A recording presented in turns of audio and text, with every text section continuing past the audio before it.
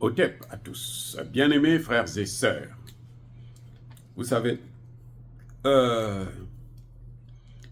le premier ministre britannique, Keir Starmer, c'est lui qui veut en tout cas affronter la Russie. Il veut la guerre en Russie. Mais vous savez quoi? Dieu est tellement, tellement bon que comme il veut la guerre, on lui a donné la guerre chez lui-même, dans son pays là, la Grande-Bretagne. Il est en guerre avec son peuple. Le premier ministre britannique Starmer est en guerre. Il veut la guerre, non? Il est en train de chercher la guerre. C'est lui qui est vent debout là. Vous avez vu Macron? Macron voulait la guerre. On lui a donné la guerre chez lui. Il a perdu toutes les élections. Il est obligé de violer la Constitution pour nommer un premier ministre à sa mesure. Mais encore, combien de temps il va passer, on ne sait pas. C'est le cas de Starmer. Il y a une sœur qui me disait, mais c'est dommage que tu ne parles plus de la spiritualité africaine. Mais la spiritualité africaine, c'est ça. C'est ce que je suis en train de vous expliquer là. C'est ça, la spiritualité africaine. Sur les faits, ça veut dire que c'est scientifique. Starmer veut la guerre en Russie. Vous faites la guerre en Russie, vous êtes en train de faire la guerre en Afrique. Si la Russie tombe, l'Afrique tombe. Vous comprenez ça? Si la Russie tombe, l'Afrique tombe. Parce que les Occidentaux, là, ils vont descendre. Mais ils ont déjà planifié ça, non? De descendre en Afrique, de recoloniser l'Afrique. Qui les a freinés?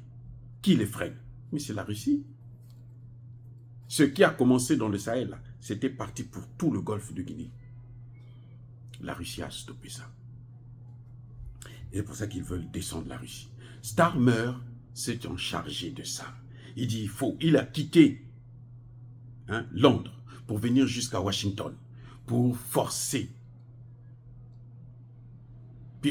Joe Biden de le soutenir, d'accepter de mener cette guerre. Parce qu'en fin de compte, la Grande-Bretagne ne peut pas, seule, intervenir, mener une guerre contre la Russie, lancer des missiles à longue portée en Russie. La Grande-Bretagne ne peut pas, la France ne peut pas.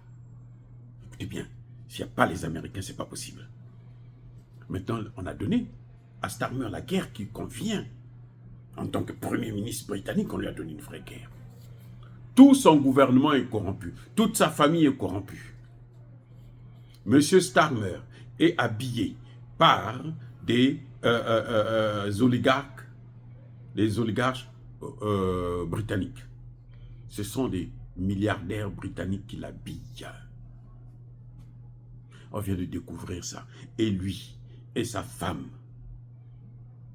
ils reçoivent des cadeaux très chers. Ils vont à des concerts. Ils vont...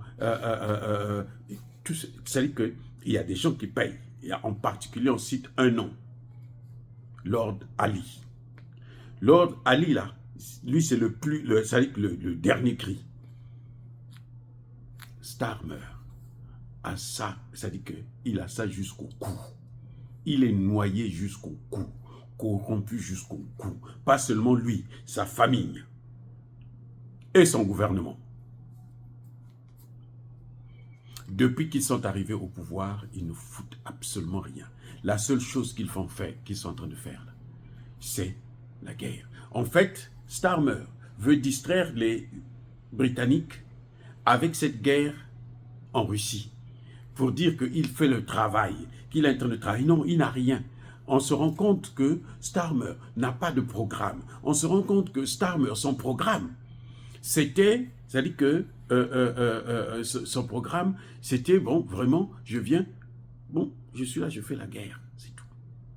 Starmer est en train de couper toutes les subventions de l'État. Il est en train de tout enlever. Il est prêt à augmenter les taxes. Et les gens lui posent la question de savoir, mais quelle est sa stratégie? Qu'est-ce que tu veux faire? Où est-ce que tu veux nous amener? Il ne sait pas. Dans son cabinet, à lui, Starmer, alors c'est un dîner de gala. Il se donne des coups à l'intérieur. son directeur, sa directrice de cabinet et son directeur de campagne ne s'entendent pas.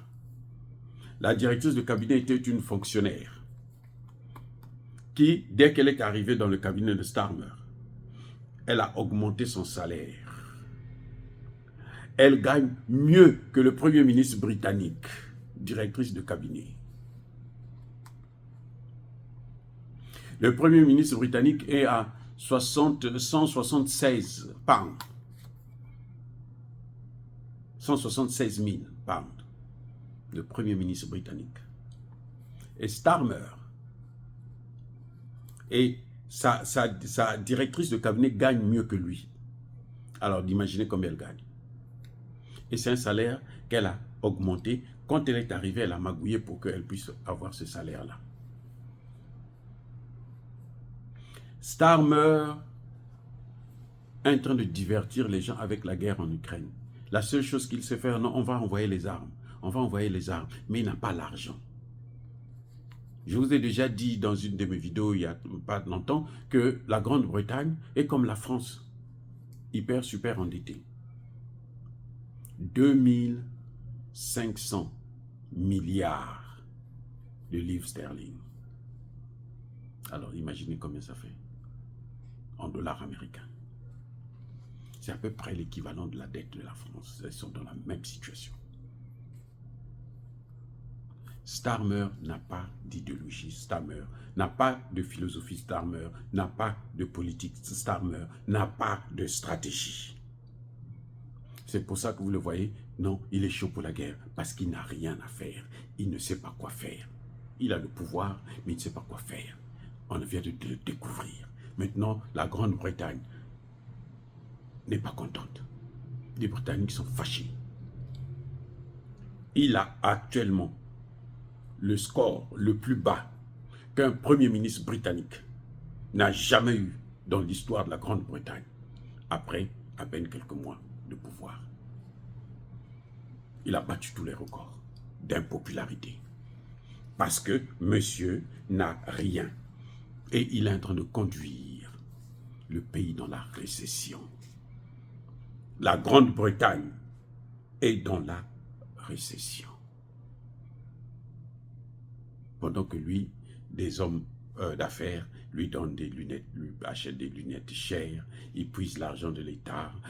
C'est-à-dire que c'est un scandale actuellement en Grande-Bretagne. Bien-aimés frères et sœurs, vous voyez comment Dieu travaille.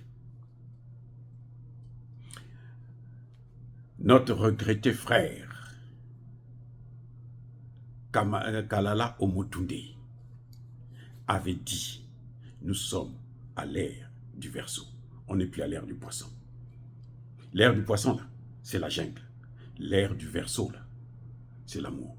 Et ceux qui ne vont pas se conformer seront frappés. C'est ce qui est en train d'arriver à la Grande-Bretagne, c'est ce qui est en train d'arriver à la France, c'est ce qui est en train d'arriver à l'Allemagne. C'est ce qui est en train d'arriver aux États-Unis.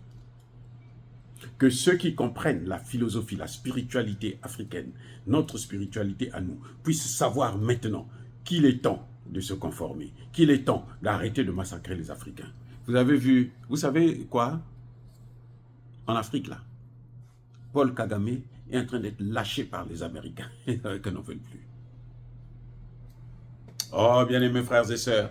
Donc, M. Starmer, au lieu de s'occuper de l'Ukraine, les Britanniques ne veulent plus de ça. On lui demande de s'occuper de leur pays. Il n'a qu'à régler leurs problèmes. Dire cela, c'est inciter à la haine ou à la violence. Non, il y a pas colère. Yamalembe, encore une fois de plus, soyez bénis, soyez abondamment bénis par le Dieu des Kémites et par nos ancêtres angélisés. Mais que tous ceux qui persécutent le continent africain, le pillent et le déstabilisent, qu'ils soient noirs, blancs, chinois, arabes, juifs, indiens ou qui qu'ils soient punis, maudits, foudroyés, neutralisés, écrasés, effacés par le Dieu des Kémites et par nos ancêtres angélisés. Vive l'Afrique éternelle, j'ai dit et j'assume.